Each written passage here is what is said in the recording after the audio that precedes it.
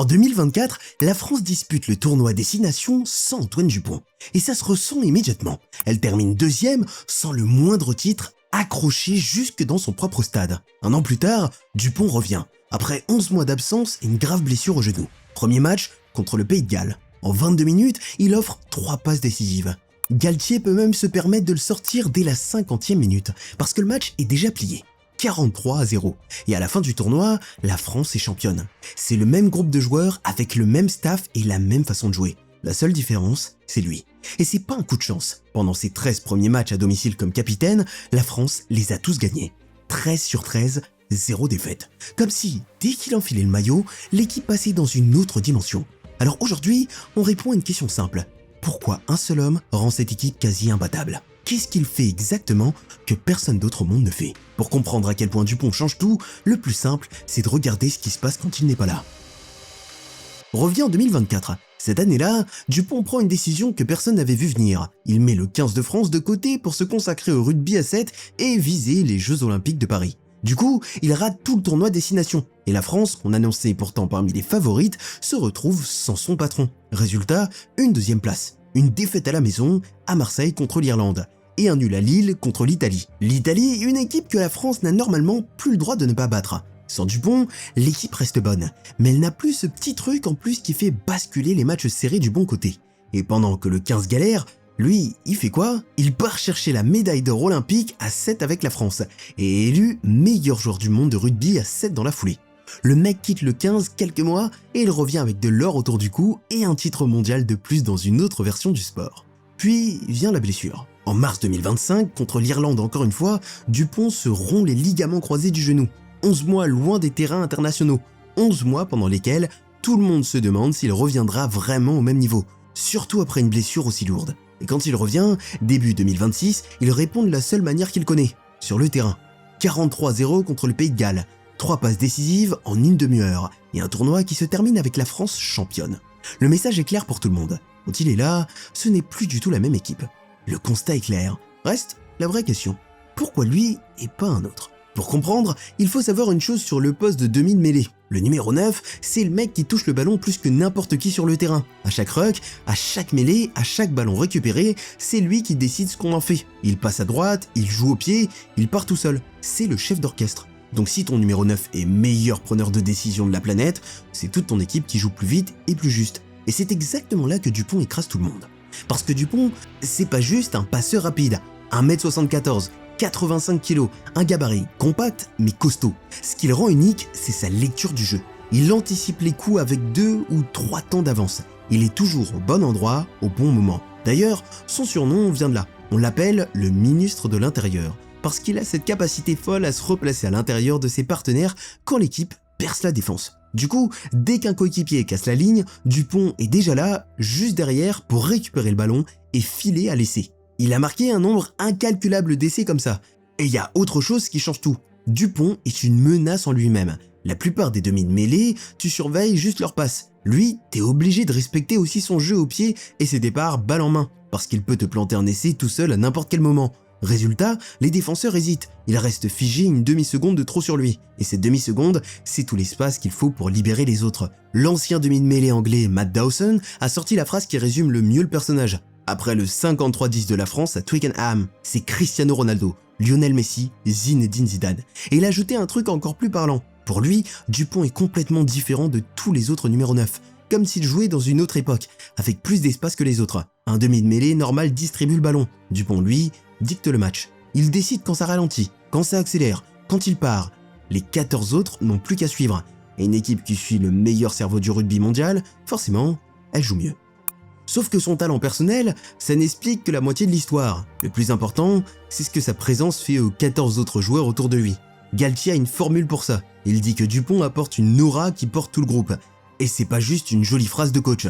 Concrètement, quand Dupont est sur le terrain, les autres jouent avec plus de confiance. Ils savent que s'il casse la ligne, il sera là. Ils savent que dans les moments chauds, il y aura quelqu'un pour prendre la bonne décision à leur place. Ça libère tout le monde. Les avants jouent plus relâchés, les jeunes osent plus de choses. Son passage au rugby à 7 a même montré qu'il pouvait transformer la culture de toute une équipe en quelques semaines. Et il y a son leadership, qui ne ressemble à celui de personne. Dupont, c'est pas le capitaine qui hurle dans le vestiaire. Son ancien entraîneur adjoint, Laurent Labitte, l'a très bien résumé. Il n'a pas besoin de parler tout le temps, mais quand il parle, tout le monde l'écoute. C'est d'ailleurs pour ça que Galtier en a fait son capitaine dès 2021, à seulement 24 ans, alors qu'il avait sous la main des joueurs bien plus expérimentés, comme Charles Olivon. Pour Galtier, c'était simple, Dupont est un leader dans le jeu. Il touche le ballon tous les 3 à 6 secondes avec de grosses décisions à prendre, et sait diriger un groupe d'hommes.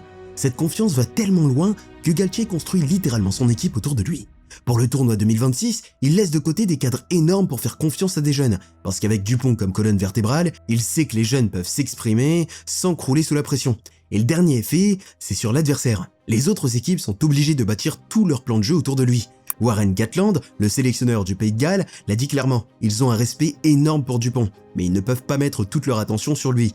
Et c'est exactement le piège. Si tu mets 2 mecs sur Dupont, tu libères ses coéquipiers. Si tu n'en mets qu'un, il te passe dessus. Rien que par sa présence, il déforme tout le plan adverse. Dans les 2 cas, la France y gagne. Bon, jusqu'ici c'est de la théorie. Si tout ça est vrai, si Dupont transforme vraiment cette équipe, alors ça doit se voir dans les résultats. Et ça se voit massivement. Entre octobre 2021 et février 2023, la France a gagné 14 matchs d'affilée. 14. C'est tout simplement la plus longue série de victoires consécutives de l'histoire des Bleus. Et le chef d'orchestre de cette série, c'est lui. Pendant 1 an et demi, le 15 de France n'a plus su ce que perdre voulait dire. Personne n'arrivait à les arrêter. Le sommet de cette période, c'est 2022.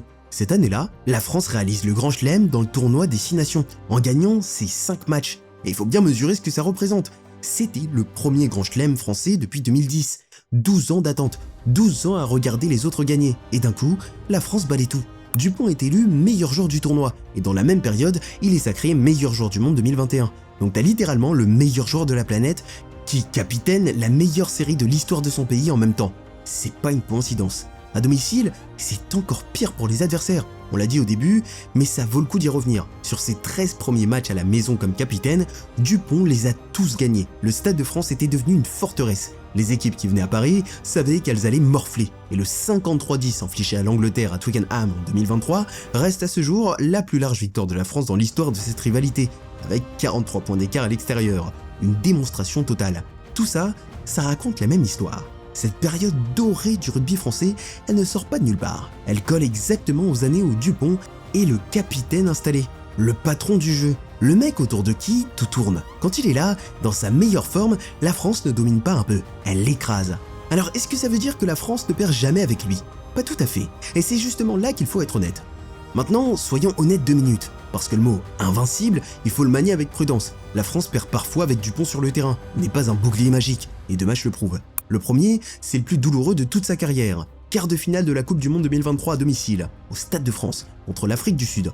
Dupont joue ce match alors qu'il revient à peine d'une opération à la pommette, avec une plaque en titane sous le visage et un casque sur la tête. Et malgré tout ça, il est là, sur la pelouse, pour le plus grand match de sa vie. La France perd 29-28. Un seul point, un essai d'Edzebes à la 67e minute, et le rêve d'un premier titre mondial à la maison s'effondre.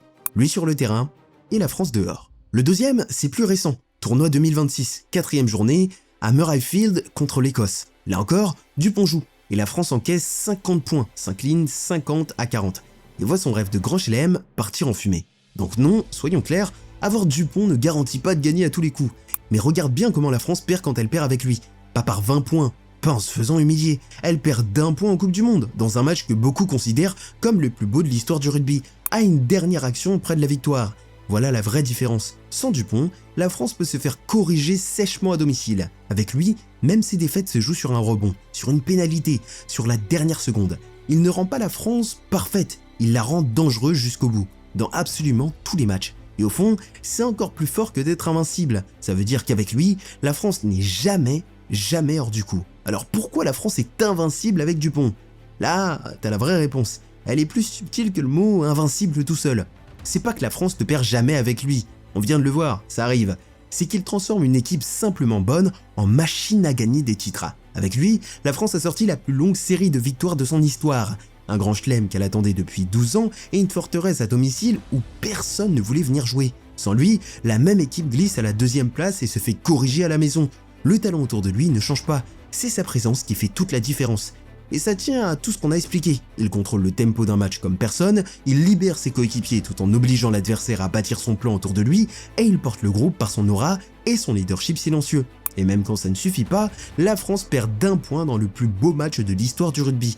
C'est ça le vrai sens du mot invincible appliqué à Dupont. Pas une équipe qui gagne à tous les coups, mais une équipe qui n'est jamais hors du coup tant qu'il est sur le terrain. Reste une dernière question, la seule qui manque encore à son palmarès. Le Grand Chelem, il l'a gagné. Meilleur joueur du monde à 15 et à 7, il l'a été. Champion olympique, il l'est. Il ne lui manque qu'une chose, la Coupe du Monde. En 2023 à domicile, il est passé à 1 point. Le prochain rendez-vous, c'est 2027 en Australie.